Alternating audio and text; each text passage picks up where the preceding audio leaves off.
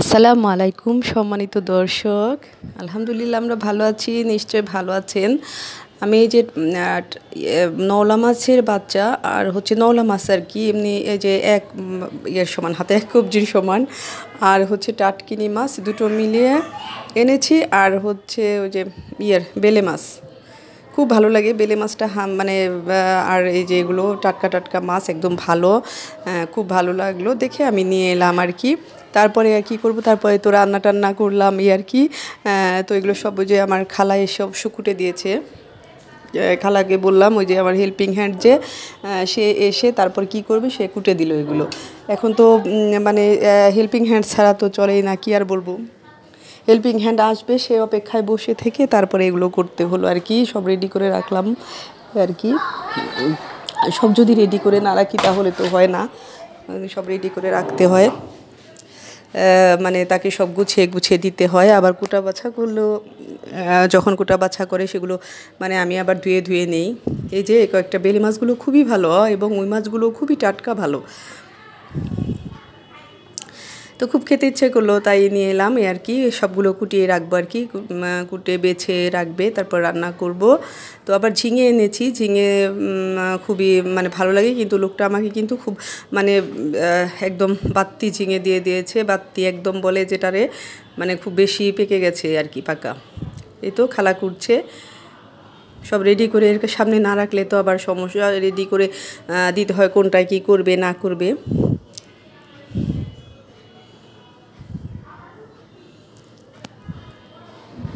আমি বলছি যে মাছগুলো কুটে খুব ভালোভাবে ধুয়ে দিয়ে, এর আগে মাছগুলো এনেছিলাম সব পিত্তি গালিয়ে নষ্ট করে ফেলছে। তো বুঝে নিত হেল্পিং হ্যান্ডদের কাজ, ওরা বললে মনে মনে হয়তো কোনো ব্যাপারে জিত টিত করে বা কিছু করে, ওই তখন ওই যেগুলো করে আর কি। হ্যাঁ, তো ভালো ভালো বলি, কিন্তু এই তো ভালো আর কি। এই তো এখন মানে আল্লাহ সবার মানে ভালো বুদ্ধি দিক, সুবুদ্ধি হোক সবার, এইটাই আর কি। তো এই যে মাছগুলো ভালো করে ধুচ্ছে, সেদিন আমি দাঁড়িয়েছিলাম ভিডিও করছি, ও মাছগুলো সেদিন ভালো করে ধুচ্ছিল। যখন সরে আসা যায়, একটু সরে গেলেই দেখা যায় কি কোনো রকম মাছ ধুয়ে কমপ্লিট করে দেয়। তো খুব ভালোভাবেই ধুয়ে দিয়েছে। এবার দাঁড়িয়েছিলাম, এই জন্য না দাঁড়িয়ে থাকলে আবার এদিক সেদিক করে ফেলে, জিনিসপত্র খুব সাবধানে রাখতে হয়। আসলে হেল্পিং হ্যান্ড কে কেমন হয় বাইরের আসলে বলা যায় না, এবং এদিক সেদিক নড়চড় হয়ে যায় জিনিস, মানে কি বলবো, খুব সাবধানে থাকতে হয় আর কি। তো এই তো আচ্ছা যাক, এই তো আমি এখন মানে ওই যে ঝিঙে বাত্তি ঝিঙে, যে ওই ঝিঙে হেল্পিং হ্যান্ড দিয়ে ও কুটি দিয়েছে, তো ঝিঙেটা খুব বাত্তি ছিল, ওটা দিয়ে আমি ওই যে এই মাছ দুটো রান্না করব। এটা হচ্ছে ওই যে নওলা মাছ, বড় মোটা একদম, খুব সুন্দর আর কি। আমি চিন্তা করলাম যে আলাদা মানে আনামান আমি রান্না করি দুটো, 4 টুকরো করা যেত আর কি, অনেক বেশ বড়, মানে তবু আমি আনাম রান্না করেছি। এ তো আমি ঝিঙেটা আগে একটু দিয়ে নিলাম, ঝিঙেটা ঠিকঠাক মতো কষিয়ে তারপরে মাছগুলো দিব আর কি।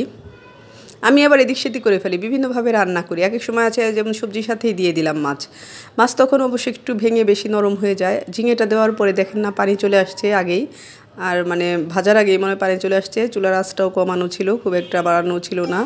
আবার এক এক সময় আমি চুলাটা বন্ধ করেও নিই, বেশি তাপিয়ে গেলে চুলাটা আমি বন্ধ করে নিই, দেখা গেল অনেক তাপ হয়ে গেছে, তখন কি করব এই আর কি। ভালো মতো নাড়াচাড়া করতেই হচ্ছে, ভালো মতো নাড়াচাড়া করতে করতে তারপরে একটু নরম নরম হয়ে আসবে।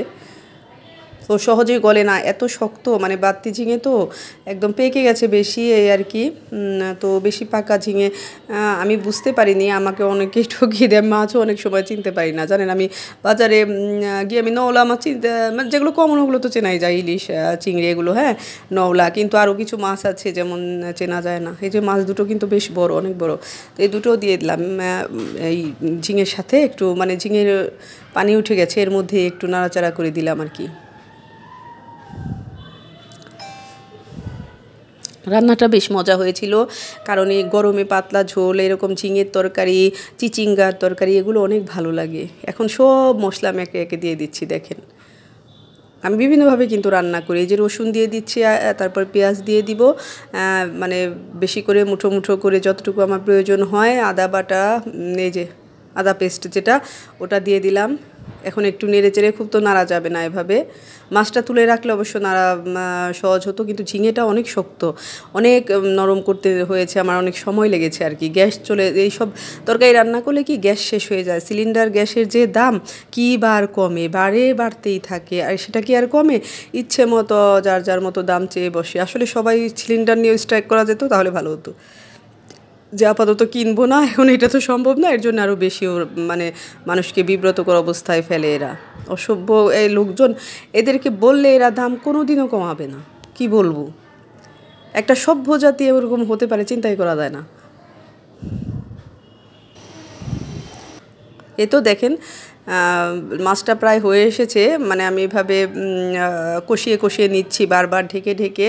আমি একটু কম আঁচে রান্না করতে পছন্দ করি, কম আঁচে রান্নাটা খুব মজাও হয় আর কি। এই তো বারবার তুলে তুলে দেখি, আবার একটু কয়েকটা সেদ্ধ আলু আছে দিয়ে দিলাম, যে ওটা নষ্ট হবে, কয়েকটা সেদ্ধ আলু আছে ওটা পড়েই থাকবে তাহলে অযথা, তো এটার মধ্যে দিয়ে দিই। খুব মজা হয়েছিল কিন্তু।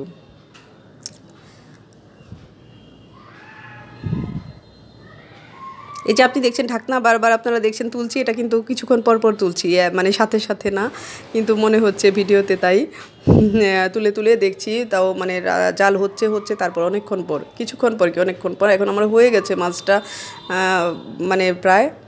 এই তো এখন আমি এই যে জিরে ফাঁকি, ধনে পাখি এগুলো দিয়ে একটু নামিয়ে ফেলছি, ভাজা আর কি, ভাজা জিরে গুঁড়ো। সবাই ভালো থাকুন, সুস্থ থাকুন।